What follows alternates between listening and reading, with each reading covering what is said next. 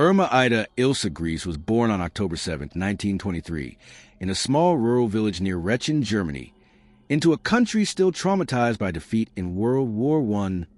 Germany in the 1920s was a place of economic hardship, political chaos, and wounded national pride. These conditions would become fertile ground for extremist ideology, shaping an entire generation of young Germans, including Irma Grese. Her childhood was marked by emotional instability and tragedy. Her family lived a strict, disciplined life, shaped by conservative values and rigid authority. When Irma was only 13 years old, her mother took her own life after discovering her husband's infidelity. This event deeply scarred Irma emotionally and created a lasting sense of detachment. Witnesses later describe her as withdrawn, cold, and eager to escape her family life.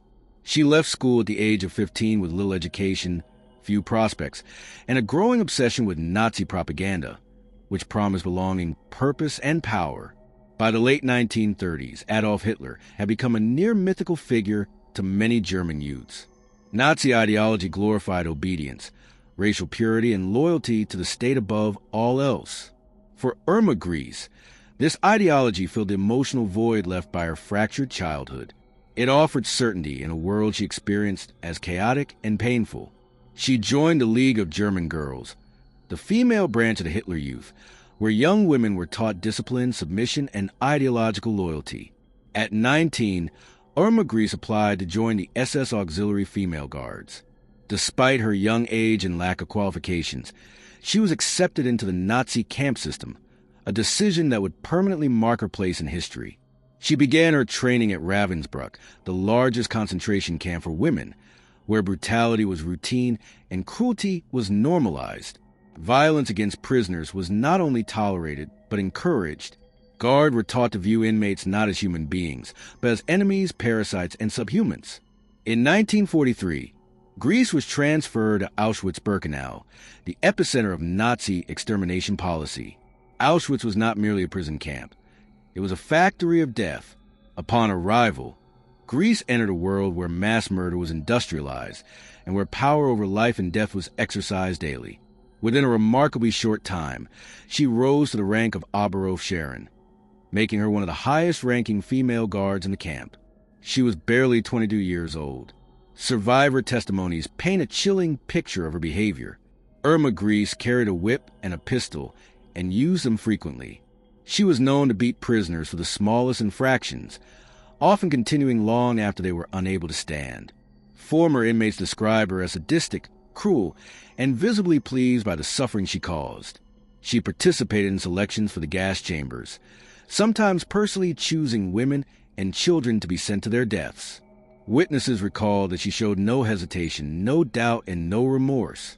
What disturbed survivors most was not only her brutality, but her demeanor. She was young, well-groomed, and outwardly calm. This contrast between her appearance and her actions earned her the infamous nickname, the Beautiful Beast. Her presence alone instilled terror. Prisoners feared her more than many male guards, because her cruelty seemed deliberate rather than mechanical.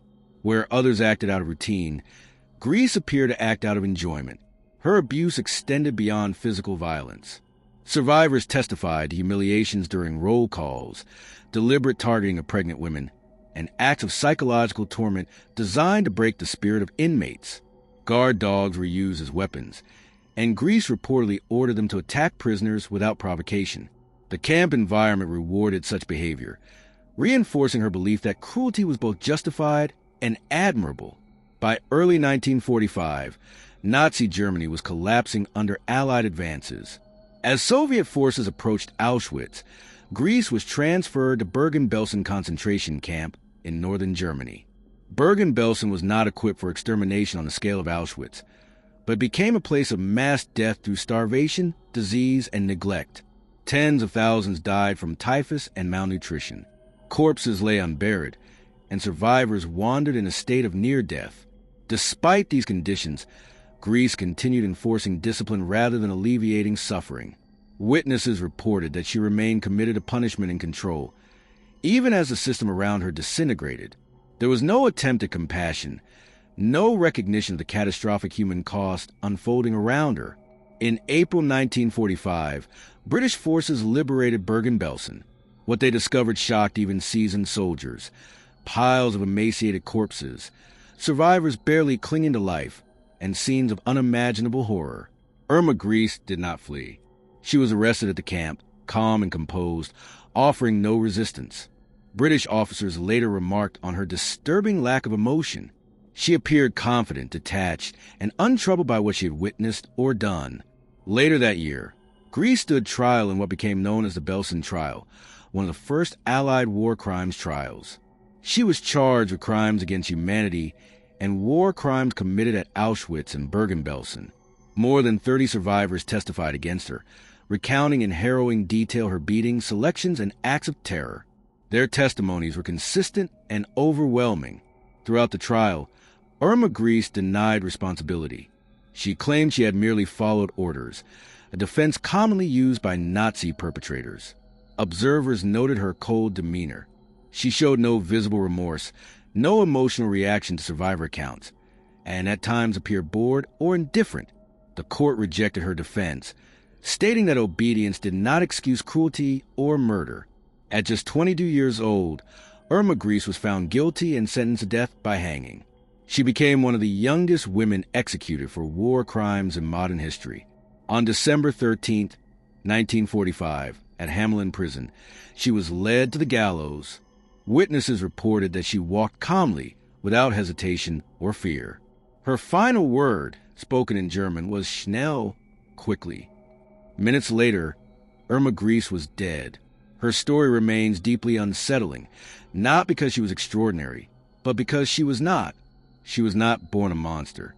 She was shaped by ideology, rewarded by power, and enabled by a system that transformed cruelty into duty. Her life demonstrates how ordinary individuals, when immersed in dehumanizing belief systems and given unchecked authority, can become perpetrators of unimaginable evil. Irma Grese stands as a warning. Evil does not always announce itself loudly. Sometimes it wears a uniform, follows orders, and smiles while doing so. Her legacy is not one of beauty or youth, but of suffering, and of a world that must remember what happens when humanity is stripped away.